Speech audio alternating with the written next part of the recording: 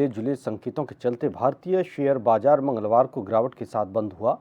इसके साथ ही बीते 4 सत्रों से जारी तेजी के सिलसिले पर ब्रेक लग गया है। कारोबार के दौरान रियल एस्टेट, एफएमसीजी और आईटी शेयरों में भारी बिकवाली देखने को मिली, जबकि मेटल सेक्टर के शेयरों ने बाजार को संभालने का प्रयास किया। बुधवार को आने वाले रिजर्व बैंक ऑफ इंडिया के मौद्रिक नीति फैसले से पहले निवेशक सतर्क नजर आए। कारोबार के अंत में एनएसई निफ्टी 50,159 अंक गिरकर 24,614.90 और बीएसई सेंसेक्स 210 अंक टूटकर 78,428.95 के स्तर पर बंद हुआ। बाजार के भावी रुख और निवेश की संभावनाओं पर विशेषज्ञ मुकेश जैन से खास बातचीत की हमारे संवाददाता सुदर्शन सिंह शेखावत ने।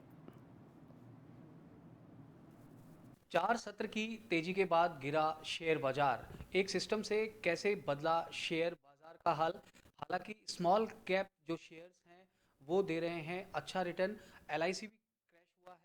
आगे आने वाले समय में कैसा रहेगा बाजार, किन शेयर्स में रहेगा फायदे का सौदा और किन में निवेश हो सकता है घाटे का सौदा। हमारे साथ हैं बाजार एक्सपर्ट मुकेश जैन। अगर हम आपसे जानना चाहें तो बाजार की जो ये फ्लक्चुएशन है, 4 सत्र बढ़ा फिर गिरा, कुछ शेयर्स जो स्मॉल कैप हैं वो कह रहे हैं कि सही रिटर्न दे रहे हैं, कुछ ऐसे हैं जिसमें एलआईसी भी माना जाए, और कौन कौन से ऐसे शेयर हैं जो गिरे जिनमें नुकसान आने वाले समय में हो सकता है और जिनमें फ़ायदा होगा निवेश करने से। देखिए, 3-4 दिन की लगातार तेजी के बाद आज बाजार में गिरावट के साथ खुला। इसका कारण था वीकली सेटलमेंट की एक्सपायरी। आज मंगलवार था, आज वीकली सेटलमेंट की एक्सपायरी थी। इसको लेकर बाजार बहुत ज़्यादा वोलेटाइल था। पिछले दिनों ईरान और अमेरिका के बीच पॉजिटिव वार्ता हुई थी, इस बात को लेकर बाजार में तेज़ी हुई थी। क्रूड की कीमतों में भी कमी थी। आज ईरान ने इस पॉजिटिव जो दोनों की बातचीत चल रही थी उसके लिए ईरान का कोई जवाब नहीं था। एक तरह से जो शांति थी वो एक बार रुक गई है। वार्तालाप का दोनों में अभाव है। इसके कारण क्रूड तेल में अंतर्राष्ट्रीय बाजार में क्रूड की कीमतों में तेजी आई, उसकी वजह से बाजार वोलेटाइल हो गया। दूसरा, कई कंपनियों के कार्य परिणाम आ रहे हैं। जिन कंपनियों के कार्य परिणाम आ रहे हैं वो शेयर जोर से टूटता है, जिनके अच्छे आ रहे हैं वो शेयर लगातार चलता है। तो और वीकली सेटलमेंट था, इसकी वजह से बाजारों में आज वॉलेटिलिटी रही। अरे 50 से कम वाले जो स्मॉल कैप शेयर है उसमें कुछ फायदे का सौदा हो रहा है?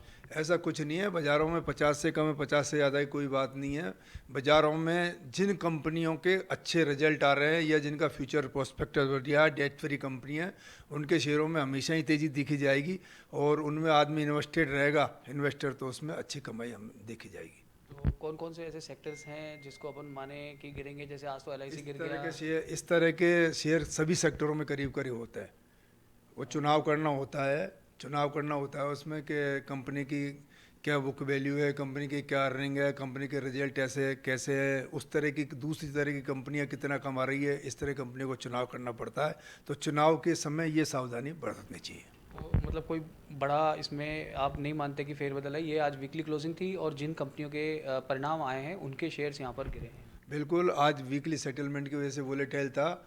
दूसरा, बाजार में एक सेबी ने नया सिस्टम चालू किया है, क्लोजिंग एडजस्टमेंट का सिस्टम चालू किया है, जिसमें जहाँ पहले 3:30 बजे बाजार बंद होता था उसको अब एफ एंडो में जो कैश के शेयर है उसको 3:15 बजे और एफ एंडो को 3:40 तक चालू किया है।